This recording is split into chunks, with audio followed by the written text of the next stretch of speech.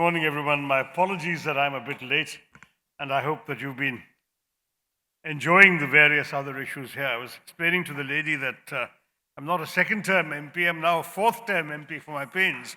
So I have been proud of and working for this constituency now for all these years, and I'm exhilarated once again to be here at Huddle Global, a glittering jewel in the crown of our country's startup ecosystem. When I had the pleasure of speaking at Huddle last year, and I've done so 4 or 5 times already in these 6 years, I really celebrated this grand event that really showcases innovation, invention, and ingenuity. And I gather that this year it's truly surpassed itself in its 6th edition, bringing together a dazzling array of entrepreneurial masterminds, startup policy experts, and lawmakers on this gorgeous beachfront in Kovalam over the past couple of days. Because of all of you, Kovalam right now represents not only a stunning and serene seashore, but the cutting edge of our present, from where the future, a disruptive and dynamic new world, is only a single imaginative leap away. This sliver of coast, then, is actually a launching pad, not just for the space program, which is down the coastline from here, but it's also, in fact, very much a launching pad for all of you, the young and industrious startup founders, to showcase your products and your ideas and services to a legion of globally renowned venture capitalists, angel investors, and industry leaders in the realms of entrepreneurship, finance, and technology. That you can network with them and seek their guidance in a candid and convivial environment, fostering deeper, more intimate relationships that will open up unimaginably exciting avenues, is what further exalts Huddle as one of India's most prestigious and productive startup festivals. We are a single imaginative leap away from a breathtaking future. But what this leap should be, what it should entail, and how we should take it are questions that all of you should strive to answer together, as I'm sure you have been over the last couple of days. And whatever your answer will turn out to be, one thing is non-negotiable, that we must take this leap while pursuing universally beneficial economic aspirations. That too in a sustainable, ecologically friendly manner, which we're very proud of in Kerala, ensuring that as we prosper and progress, our planet also does. But before we lose ourselves in the embrace of a disruptive, startup-studded tomorrow, we must reflect on what has brought us here, to this enchanting shoreline where the past meets the promise of the future. Throughout my long years as a writer of both fiction and non-fiction, a UN official, a minister in the government, and now 4th-term member of Parliament, I have chronicled, both as a distant observer and as an active participant, the rise of India as an entrepreneurial giant. An India which dreams what only a vastly ambitious, boundlessly innovative nation, whose industrialization was arrested by more than 2 centuries of colonial rule, can dream. And an India which strives day in and day out to breathe life into all those dreams. That is the India whose saga I've spent years writing about, documenting the turns, the bends, the ebbs, the thoughts of the long road that led us here. I'll therefore try and talk in my own way about the startup revolution blazing across the country, which offers lessons for business people, industrialists, and entrepreneurs the world over. In my 2007 book, The Elephant, the Tiger, and the Cell Phone, I can hardly believe it's 17 years ago now, I likened the Indian economy to an old elephant, a big, slow, lumbering elephant with a long and not always happy history, of whom it was widely accepted that she had known better days. But then, after more than 4 decades of economic stagflation, stagnation, suffocation in the guise of self-reliance, a watershed moment came in 1991, proclaiming in Parliament that no power on earth could stop an idea whose time had come. Our then Finance Minister, Dr. Manmohan Singh, liberalized, privatized, and globalized the Indian economy. Almost instantly, our economy began to metamorphose. The elephant's old fat was giving way to muscle. And appearing on the elephant's back, at first faint but slowly, soon clearly visible, was the unmistakable sign of tiger stripes. As large black stripes began to whirl around her torso, there was no doubt at all the elephant was becoming a tiger. 17 years since I first used this metaphor, it can safely be said that in India today, entrepreneurs and startups symbolize those large black stripes, swirling rapidly around the elephant and transmuting it into a sleek and agile tiger, industrious and innovative once again. Today, India sparkles as one of the world's fastest growing economies. Not only did our GDP grow by over a stellar 10% in 2010-2011, our economy rebounded fairly quickly even after the globally catastrophic rigors of COVID-19. This in great measure is due to those immense black stripes round the torso of our elephantine tiger. Indeed, between the fiscal years 2016 and 23, startups contributed to India's GDP growth by a whopping 10 to 15% over 7 years. And according to a report by the CII, the Confederation of Indian Industry, we're slated to add $1 trillion to our economy and create 50 million new jobs by the fiscal year 29-30. Now, no sooner had entrepreneurship taken off in the early 2000s than it began scripting a glorious transformative saga for India's economy. In the years since, this momentum has been fueled by the growth of our economy, a vast reservoir of talent stemming from all parts of India, the advent of incubators, and a generous inflow of venture capital, both domestic and foreign, with India emerging in recent years as the second largest destination for venture capital and growth funding in the Asia-Pacific, especially in such areas as consumer tech, fintech, and software as a service.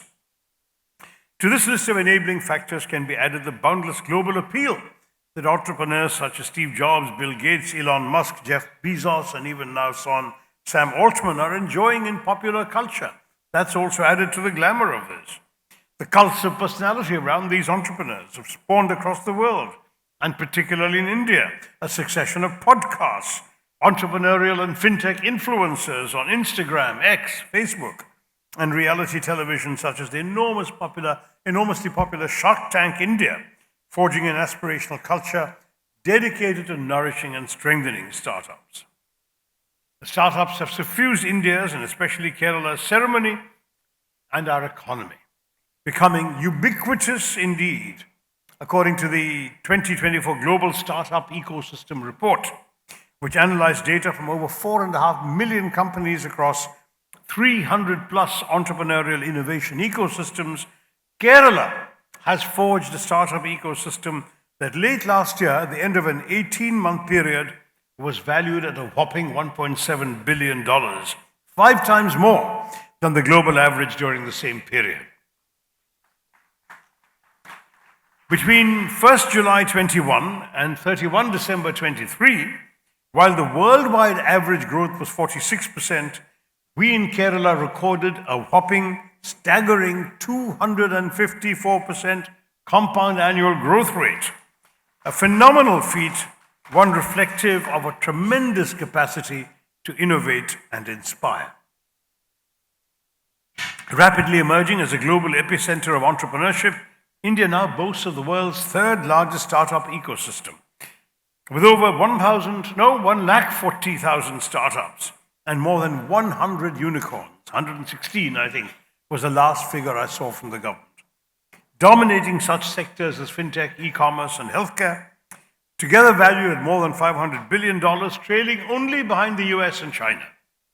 From Zoho to Zomato, Car Dekho to Cred, legions of Indian unicorns have risen to power our economy, setting benchmarks in innovation and even leading global players in the Indian market to shudder in fear of being eclipsed. When the angel investor Eileen Lee first coined the term unicorn to refer to startups valued at over $1 billion, she meant to refer to something mythical, something rare. India, however, has proven her wrong, because far from being rare or mythical, our unicorns are preponderant, multiplying by leaps and bounds every year, a real case of proliferation. In fact, in the realm of fintech alone, India has built 26 unicorns in fintech, including one decacorn, which are together valued at over $90 billion.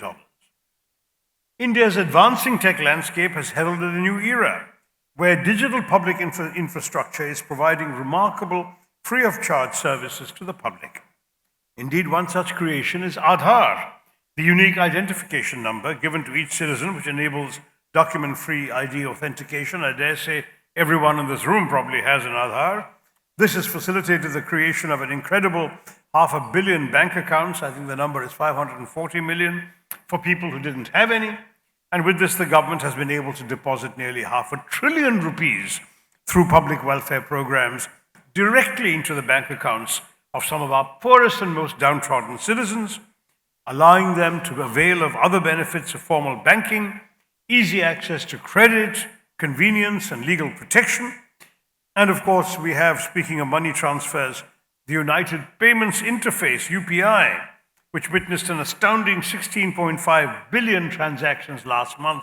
And I just heard in the car coming over a statement by Ashwini Vaishnav that each transaction is done in 2 seconds. Most importantly, this will save users an impressive $10 billion in transaction costs. So India's digital public infrastructure has democratized digital platforms to an unprecedented extent. Young Indians are using APIs to leverage it to build low-cost and innovative startups. No wonder then that we already have 4,000 fintech startups in India, and I'm sure many more are in the offing. Now, I've always believed that Indians, and Malayalis are no exception, are innovators par excellence. And the urge to innovate is ingrained in us from our early days. Ever since the dawn of Indian civilization, which in some ways was the dawn of time itself, the overlapping phenomena of innovation and disruption, which are the soul and spark of all entrepreneurship, have been driving Indians from strength to strength, making us incorrigible innovators, or as the Austrian political economist Joseph Schumpeter would have had it, creative destructors.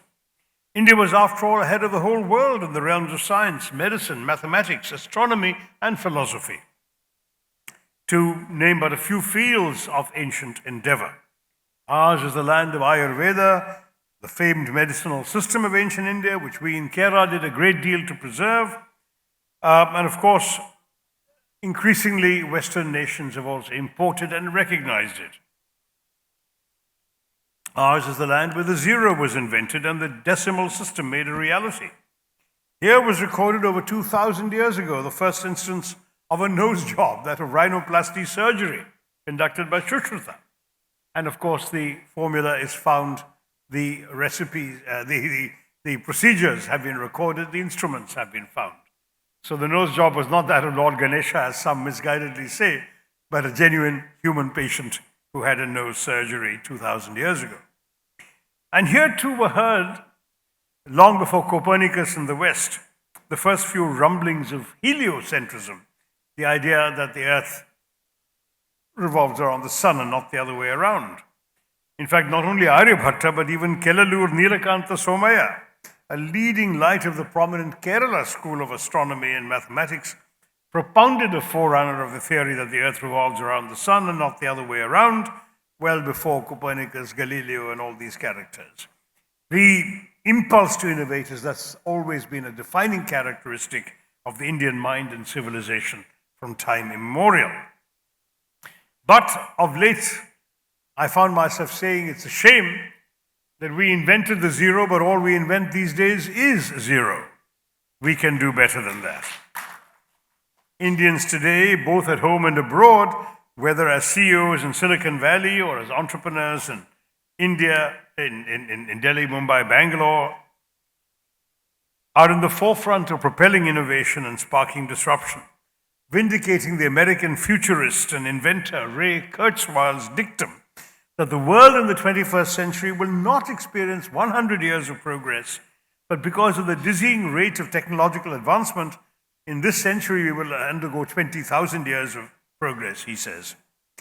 Now, of course, an impassioned India has plunged headlong into the generative artificial intelligence revolution, Stanford University's 2024 AI Index report identifies India as having over 300 AI startups, one of the most in the world. And according to a report published by the Boston Consulting Group, India leads the world in ChatGPT usage, having surpassed even the United States, where ironically the generative AI revolution began, and which leads the world in AI private investment. There is, in other words, a lot of reason to be bullish about the future of AI startups in India. Though it may be a cliche to say that the I in AI has come to stand increasingly for India, it can surely be said it reflects India's unity and diversity, and especially its linguistic diversity, because by building some of our first multilingual large language models, Indian startups are shining the AI spotlight on our 22 official languages listed in the Constitution, enabling Indians nationwide to reap the benefits of this technology in their own mother tongues. So much, just as Kerala is God's own country, I'm sure we'll soon have a Malayalam GPT, God's own large language model. Jokes aside, the potential of Indian AI is colossal, and the years ahead is bound to assume even grander proportions, taking the whole world by storm. As a report by NASSCOM, India's foremost trade association for the information technology industry, and BCG, a joint report, predicts our AI market will touch a staggering $17 billion by 2027. What's more, just last month, the Union Minister of Education announced 3 centers of excellence for artificial intelligence, which will focus on healthcare, agriculture, and sustainable cities. In other words, under the tutelage of prestigious Indian institutions like IITs and AIIMs and industry leaders and prominent startups, these centers will widen the scope of AI innovation and, of course, research to revolutionize healthcare delivery, bolster food security, and develop our urban spaces coherently in an ecologically friendly manner. Thus, they will harness evolving technology to help India better grapple with its most pervasive and pernicious difficulties. So one thing is clear, however perilous the challenges facing us, Indians will never cease to dream.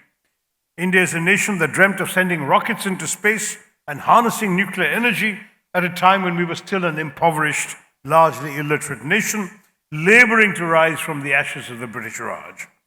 In November 1963, when our first Prime Minister, Jawaharlal Nehru, launched India's own space program, the moment was immortalized by the legendary French photographer Henri Cartier-Bresson, who clicked a picture of a rocket part being carried on the back of a bicycle, another one of a rocket part on the back of a bullock cart. 6 years previously, Nehru had inaugurated India's first atomic research reactor. Nuclear power and space technology, there was no limit to India's scientific and technological aspirations, never mind that our country was still mired in the bullock cart age. Today, India seems to be leaving no stone unturned in harnessing quantum technology, with a national quantum mission firmly in place to incubate startups in this field. Ajay Chaudhary was in Thiruvananthapuram recently, empowering them to leapfrog to global eminence and seed, nurture, and scale up research and development to create a groundbreaking ecosystem that will enable us to be in the vanguard of quantum technology. As of now, there are already 40 to 50 startups in this field alone. So it's clear that India, that elephantine tiger, will not merely drive the technological and entrepreneurial progress and benefits from it, but we will also rise to embody it. And why not? After all, industrious as we are, brimming with an intrinsic creativity and spirit of enterprise, we are, I believe, suited to harness the rapid technological advancements in the world today. So legendary is our impulse to innovate, or at least to find inventive solutions to everyday problems, that I was invited back in 2011 by the University of Toronto to inaugurate their India Innovation Institute. That's how much people were paying attention to our innovation. The Indian principle of jugaad is renowned the world over. Of course, jugaad is merely a band-aid solution, but that's not just it. It's not just a dubious quick fix that testifies to make do, kaam chalega, let's do it this way. It's actually about coming up with innovative and ingenious solutions, finding unconventional and creative answers to to the conventional challenges we face, and above all, deploying new traditional devices to resolve traditional age-old problems. So it is that an Indian villager might construct a makeshift vehicle to transport his livestock and goods by rigging a wooden bullock cart with an irrigation hand pump, which he has repurposed as an engine. I've seen photographs of this. Commonplace machines and household objects are refashioned in ways their manufacturers would never have imagined. In Punjab, for instance, at the height of the summer, cheap, locally manufactured washing machines doubled as churners of lassi, the cold, soothing beverage, what we call more here, so popular in our scorching summers. But since many shops were too tiny to accommodate a full-size washing machine, some innovators, quick on their feet, repurposed the motor and shaft from a table fan, modified them and attached blades to create portable blenders. This proves that everything is reusable in India. Everything can be reimagined in India. You just need an Indian by your side. Instead of complaining or complicating, needlessly embellishing our products, we can strip them down to bare bones, and reinventing the wheel to lethal effect, we can make them affordable and, of course, durable as well as useful. All of this to say that while Indians are now masterfully thinking outside the box and coming up with innovative solutions in entrepreneurship, we have long been finding in our everyday lives creative ways to work within our resources, however mean. It was in recognition of our impressively innovative startups that the Global Innovation Index 2024 has ranked us 39th among 153 economies worldwide. Now, this irrepressible Indian spirit of jugaad has most recently been reincarnated in the realm of quick commerce, donning the mantle of astronomically successful ride-hailing and on-demand delivery services such as Rapido and Blinkit. Riding on the crest of India's digitization and peer-to-peer payments wave, these startups have transformed the simple idea of rapid neighborhood delivery into a powerhouse of scaled, efficient retail, all while generating a tremendous amount of gig employment. Even though the working conditions of gig workers, over 7 million of them in India today, remain far from satisfactory, and my party is rightly agitating for them. While this is a pernicious issue that Indian lawmakers must promptly tackle, and our state governments will do so, one thing is unmistakable: long gone are the days when Indians had to rely on obliging friends and relatives returning from abroad to bring them chocolates and instant noodles, mobile phones and laptops, branded clothes and cosmetics. Today, we have startups covering all of these. They're firmly anchored in characteristic Indian ingenuity, and in less than 15 minutes and with only a few clicks of a smartphone, one can have the latest iPhone, a PlayStation 3 or 5, and bread, butter, and jam all home delivered from the same app, and for the most part 24/7. And of course, age is still on our side. Yes, the demographic dividend may be slowly slipping away, but since more than half our population is under 30, still, we are not just the world's most populous nation, we are one of the world's youngest. And therefore, according to the Global Entrepreneurship Monitor, 14.2% of Indians between the ages of 18 and 34 are engaged in some entrepreneurial activity or another. In fact, nearly 50% of India's youth was deemed employable in 2023, an exhilarating fact dampened only by our country's soaring unemployment rates. One of the curious paradoxes of life is that unemployment has significantly sharpened our youth's entrepreneurial spirit. So while there is a job crunch, they're not sitting around waiting for the most part. They're trying to come up with new startups, trying to be job creators if they can't succeed at being job seekers. We must therefore strive to channel our ambitious, innovative, and hardworking youth's drive into conducive avenues, empowering them to transition from seeking jobs to creating them, and ensuring that their brilliance and creativity are not snuffed out by a dearth of opportunities in the job market. India ought to be that zestful country where fresh graduates join a dynamic, competitive, productive, and youthful workforce capable of being the powerhouse of the world. But I'm very conscious that our demographic dividend could become a demographic disaster if we continue producing legions of undereducated and therefore unemployable young men and women.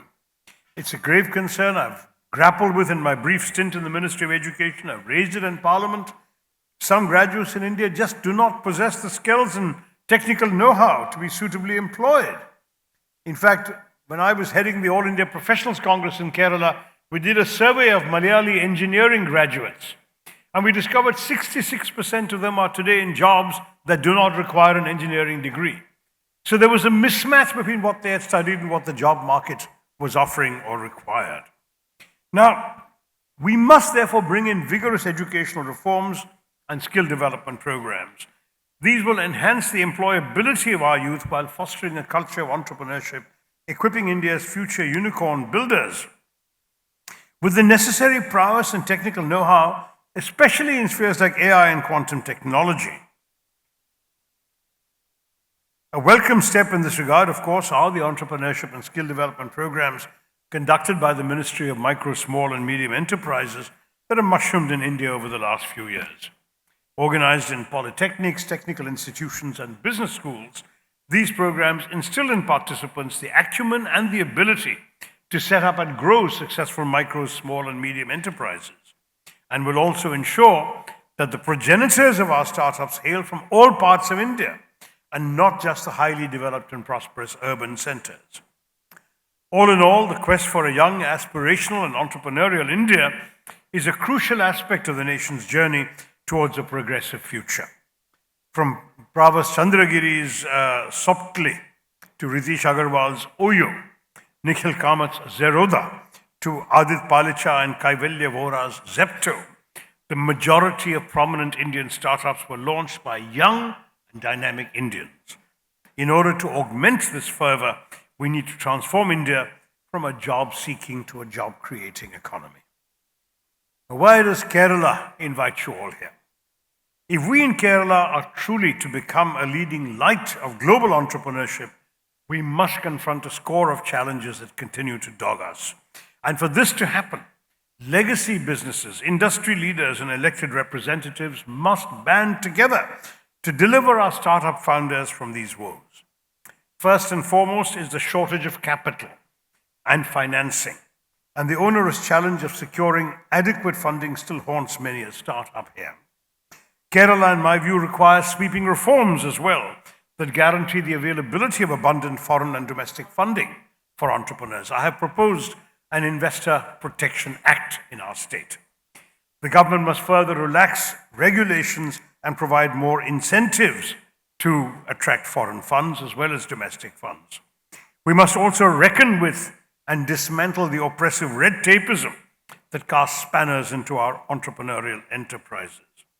The government has launched several initiatives to boost entrepreneurship, but numerous policy and regulatory challenges remain.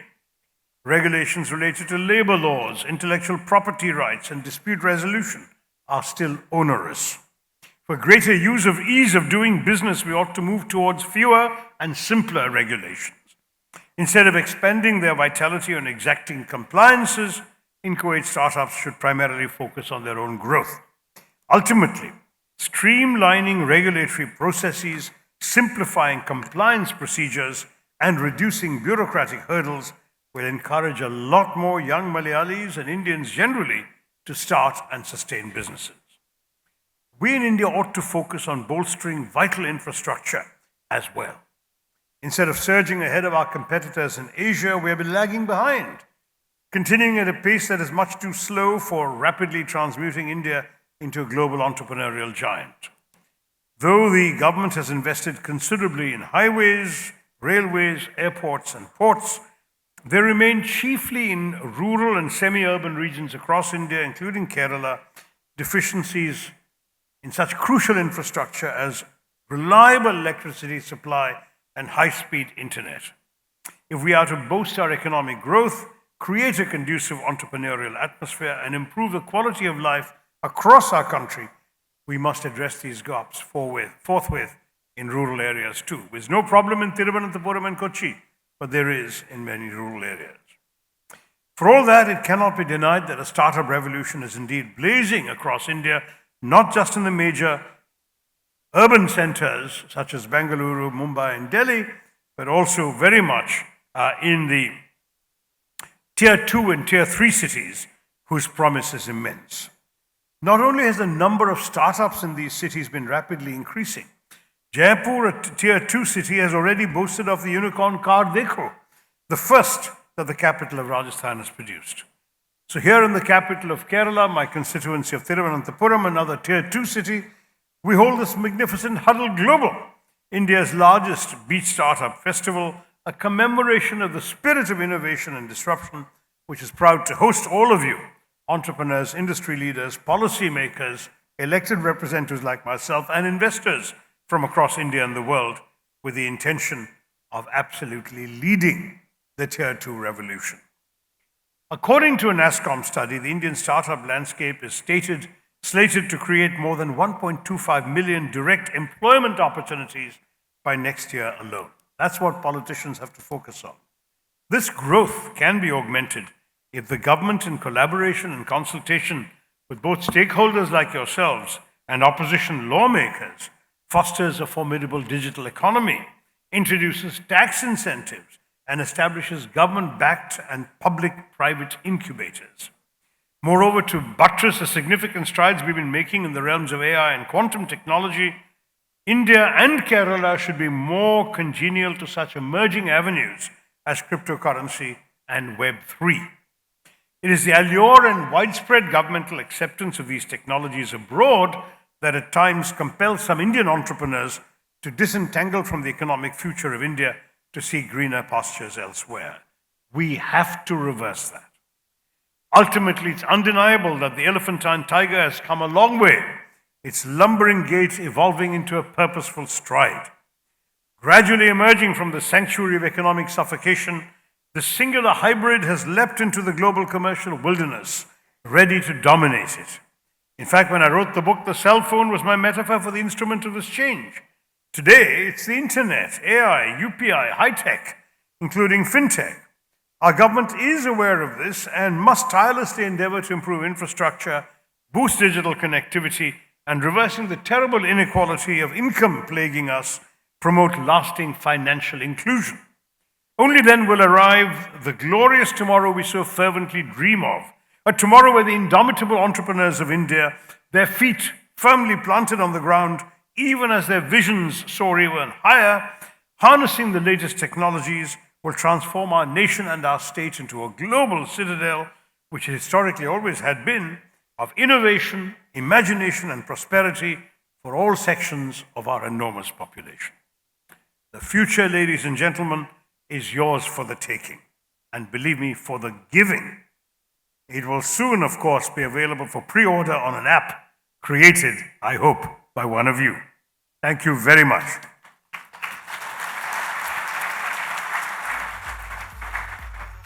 Thank you, Dr. Shashi Tharoor, for the keynote address packed with data and insights and peppered with stories, history, and even contemporary examples. Let's hear it louder for Dr. Shashi Tharoor, MP.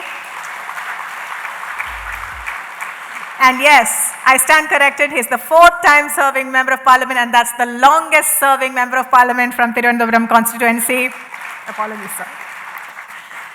On that note, I'd like to bring on stage Mr. Ashok Kurian Panikaran, who's the head of Business Linkages and Startup Lifecycle from Kerala Startup Mission, to present a token of our appreciation to our respected Member of Parliament.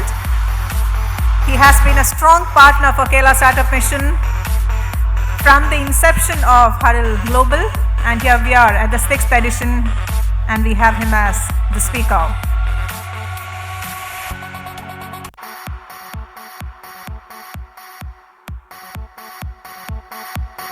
Thank you once again.